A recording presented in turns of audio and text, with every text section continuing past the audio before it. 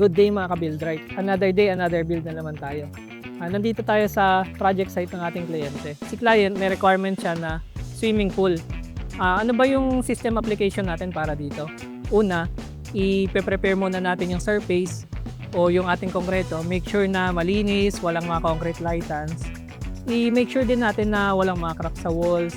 And then, pwede na tayong magpahid ng restore. Yung sistema natin dito is i-pepper-bend ni crystal na mag-penetrate yung water. And after that, pwede na tayong mag-plastering. Ayan, makikita po natin dito sa area. After that, we will proceed sa pagta-tiles. Nire-recommend natin is si Smart Band Flex Hydro. Ano ba yung characteristic ni Smart Band Flex Hydro? Si Smart Band Flex Hydro is meron siyang magandang adhesion and flexibility na rin. Meron siyang rating na C2S2. Ibig sabihin, maganda yung kapit ng ating mga tiles and mananatiling maganda yung adhesion niya kahit naka-submerge siya sa tubig.